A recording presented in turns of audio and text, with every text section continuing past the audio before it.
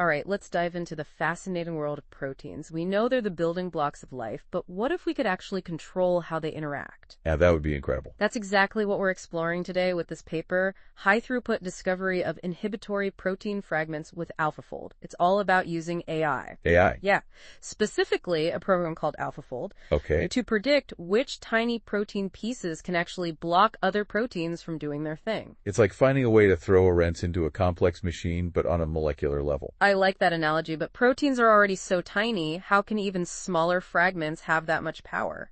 So you see, proteins interact with each other by fitting together in really specific ways, like a lock and key, right? Right. And even a small fragment, if it has the right shape and chemical properties, can actually bind to a protein and block its active site. That's the spot where it usually interacts with other molecules. So it's like jamming that lock so the key can't turn. Got it. Exactly. I'm starting to see why this is such a big deal. And this is where AlphaFold comes in.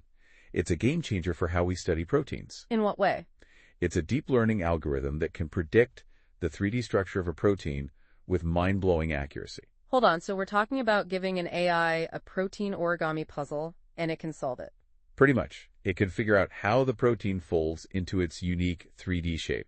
And that shape is crucial, right? Absolutely. It determines how a protein interacts with other molecules, including those tiny inhibitory fragments we're discussing. So how did the researcher actually use AlphaFold to hunt down these fragments? Did they just feed a bunch of proteins into it and see what happened? They actually developed a specific method called FragFold, building on AlphaFold's predictive power. Interesting. To see how small protein pieces might bind to their target proteins. Oh, I see. So it analyzes those intricate 3D structures and predicts whether a fragment can effectively block a protein's active site. Clever. Okay, so they've got their AI, they've got their method, but did it actually work? Did they find any of these protein blockers? Oh, it worked. The results were pretty impressive, actually. They tested FragFold on a diverse set of proteins, including one called FZ. FZ? Yeah, which is essential for bacteria to divide. Wow. High stakes. What's remarkable is that FragFold didn't just identify inhibitory fragments. Okay. It even predicted how they bind to their targets, sometimes revealing interactions that hadn't been observed before. So we're not just confirming what we already know. This is leading to brand new discoveries about how proteins interact. That's amazing. Exactly. And here's the really interesting part. FragFold can even handle those tricky proteins that don't have a defined, stable structure. You mean those intrinsically disordered proteins, the ones we were calling spaghetti noodles earlier? That's them. They're incredibly difficult to study because they're so flexible and don't have a rigid 3D structure. So how did FragFold deal with that? Well, even though these disordered regions are all floppy and bendy, they can still bind to other proteins in very specific ways. Imagine a spaghetti noodle somehow wrapping itself around a fork.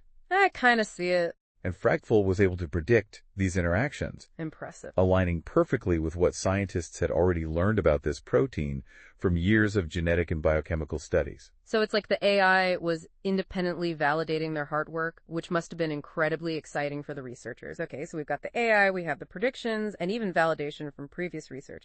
But to really get a handle on what's happening at the molecular level, they needed to get down to the nitty-gritty, right? Absolutely. More than just knowing that a fragment binds, they needed to know why and how. Right, and that's where mutational scanning comes in. Mutational scanning, I'm not familiar with that. It's a powerful technique that allows us to see how tiny changes to a protein sequence can completely change its function. So it's like a molecular game of what if. You tweak a little piece and see how the whole system reacts. We got it. And then in this case, they used mutational scanning to study those inhibitory fragments that FragFold had identified.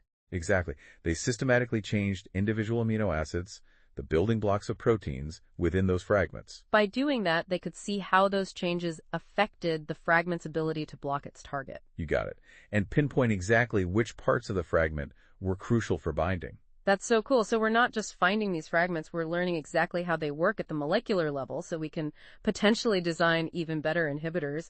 This is getting me really excited. This feels like the dawn of a new era of drug discovery. It really does. This research highlights the power of combining AI and experimental techniques to unravel the complexities of proteins.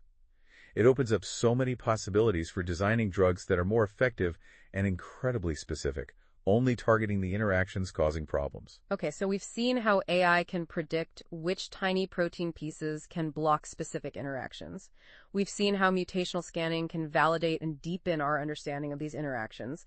But where does it all go from here? What does this mean for the average person? It's someone like me who's totally fascinated by this, but not a scientist. I think the most exciting thing is the potential for this research to impact so many different fields We've talked about drug discovery, but imagine applying this to agriculture. Engineering plants that are resistant to disease. Precisely. Or imagine using these inhibitory fragments to control the activity of enzymes involved in biofuel production. Wow. Or even in cleaning up pollution. The possibilities are pretty vast. We're really just scratching the surface. I'm already thinking of all the different applications. Definitely food for thought. But before we get too carried away with the what-ifs, let's take a closer look at how the researchers put FragFold through its paces. What were some of the specific proteins they looked at? What did they learn about their interactions? Let's really dive into the nitty-gritty and see how this plays out in the real world. Okay, so where do we go from here? We've got this incredible AI predicting these tiny protein fragments that can act like molecular monkey wrenches. How did the researchers put FragFold to the test in the real world? Well, they chose some pretty challenging targets, proteins that play crucial roles in things like bacterial cell division. So going right for the heart of bacterial survival. Exactly. And one of the first proteins they looked at was XAZ. It's absolutely essential for bacteria to divide properly, but it has this long, floppy tail that's intrinsically disordered. Oh, right, those spaghetti noodle proteins we talked about, the ones that don't have a set structure, I remember. How can scientists even study those? It seems impossible. It's a huge challenge for traditional methods because those rely on proteins having a nice, stable structure. Intrinsically disordered proteins throw a wrench into the works. Pun intended. Maybe. So how did FragFold deal with this chaotic protein tail? Well, surprisingly, it was able to make some very interesting predictions about how that disordered tail might interact with other proteins involved in cell division. Okay, now I'm really curious. What did it find? Spill the beans. One of the most surprising predictions was that the FitC tail might actually bond back to FitC itself, right in the protein's active site. Hold on a second. The active site, that's the protein's control center, where all the action happens. Precisely. This prediction suggests that the tail might be acting as a self-regulating mechanism, almost like a safety switch that can turn off FitC's activity when needed. A built-in braking system for cell division. That's fascinating, but hold on. How do we know if this prediction is actually correct? Did they just take the AI's word for it? Not at all. They compared FragFold's predictions to years and years of research on FitC and its tail, and the results were amazing. The predictions aligned perfectly with what scientists had already observed through meticulous experimentation over the years. Talk about a confidence boost. It's like FragFold independently confirmed decades of scientific work. It really is, and it gets even cooler. FragFold also predicted how the FitC tail might interact with another key player in cell division called FitC. And this prediction matched up perfectly with studies on FitC mutants. Remind me again. What's a mutant in this context? Essentially, a mutant is a version of a protein with a slight change in its sequence, almost like a typo in its genetic code. Scientists study mutants to see how messing with certain parts of the protein affects its function. So like a find and replace for proteins. Exactly. So FragFold's prediction matched up with what scientists had learned by studying these typos in FitC's sequence. Pretty neat. And FragFold suggested that the FitC tail might be interfering with FitC's ability to bind to a molecule called ATP. ATP provides energy to power a lot of cellular processes. So it's like the FitC tail has its fingers in a lot of pies. It's influencing both FitC's activity and FitC's. This is some serious control we're talking about. Absolutely. Like a molecular chess game. With incredibly high stakes. And to think, this is just one example. I bet there's more. There is. The researchers used FragFold to study other proteins involved in cell division too. And the predictions consistently aligned with experimental findings. It's incredible. Mind-blowing. FragFold really gives us this amazing new view into the world of proteins. But how did they actually test these predictions on a deeper level? Did they just trust the AI blindly? Absolutely not. They went a step further and used a really powerful technique called mutational scanning to get into the nitty-gritty of how these inhibitory fragments function. We talked about mutations earlier, right? Those little changes in a protein sequence. Exactly. Mutational scanning lets scientists systematically introduce mutations into a protein and observe how those changes affect its function. Think of it like swapping out individual Lego bricks in a complex structure and seeing what happens. Does the tower still stand? Does it collapse? Okay, I can see how that would be incredibly useful for understanding the protein's inner workings. So how did they use mutational scanning on these protein fragments? What did they do? They focused on specific amino acids within the fragments that FragFold had predicted to be critical for binding to their targets. So essentially that they tested FragFold's predictions by tweaking these crucial amino acids and observing whether it changed the fragment's ability to block its target. Precisely. They tested a whole bunch of mutations, substituting different types of amino acids with different properties, like size and charge, almost like trying different wrench sizes to see which ones jam to the machine most effectively. A molecular toolkit. What did they find out? Did their experiments back up FragFold's predictions? The results were remarkable. Sometimes just a single mutation completely knocked out the fragment's inhibitory activity. It's like removing a crucial part of that wrench, and suddenly it stops working.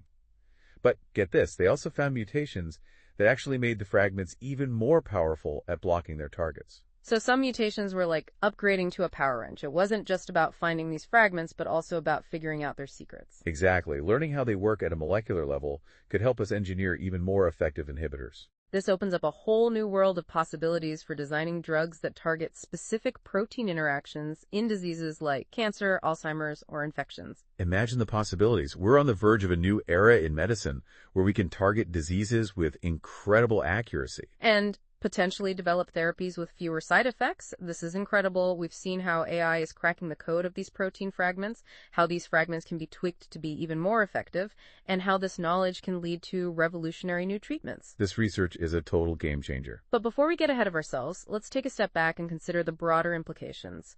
What does this mean for the future beyond medicine? What about agriculture, environmental science, even bioengineering? If we can manipulate protein interactions with such precision, where does this lead us? That's a great point.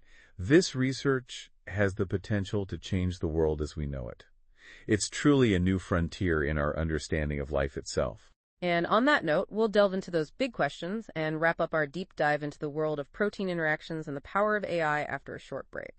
Okay, so we've talked about how AI is unveiling the secrets of these tiny protein fragments and the potential for revolutionizing drug discovery, but it doesn't stop there, right? Not even close. We've only just begun to explore the possibilities. Think about agriculture, for example. Okay, yeah, like what if we could use this knowledge to engineer crops that can resist pests or diseases? Exactly. We could increase food production and maybe even cut down on harmful pesticides. That would be amazing. And it goes even further. What if we could design microorganisms to clean up pollution or produce biofuels? Wow, we're talking about reshaping the world around us. It really highlights how important it is to keep researching this stuff. The more we learn about protein interactions, the more we unlock. But it's not all sunshine and roses, right? We have to think about the ethics of it all, too. If we can manipulate these interactions so precisely, where do we draw the line? That's the big question. We need to be careful about how we apply this knowledge. It's a powerful tool. We need to use it responsibly and think about the potential consequences, both good and bad. It's more than just science. It's about the ethical framework we build around it. Absolutely. We need to have open conversations about the potential risks and benefits, not just among scientists, but with policymakers, ethicists, and the public, too. So it's a societal conversation. Right, and this research is a perfect example of why that's so important. It could transform so many parts of our lives, but we need to approach it carefully and consider the bigger picture. It's a reminder that science can't exist in a bubble. It has to be part of a bigger conversation about society. Exactly. I have to say, this has been one of the most mind-blowing deep dives we've done. The power of science and the importance of using it wisely, it really makes you think. Agreed. It's been fascinating to explore these discoveries and think about how they'll shape the future. I think our listeners are walking away with a new appreciation for the amazing world of proteins. And the potential they hold to solve some of the world's biggest problems. Absolutely. The future of this field is incredibly exciting. I can't wait to see what comes next. Me too. Well, that wraps up this deep dive. Thanks for joining us on this journey into the world of proteins and AI. Remember to stay curious and let's keep exploring these big questions together. CTATM,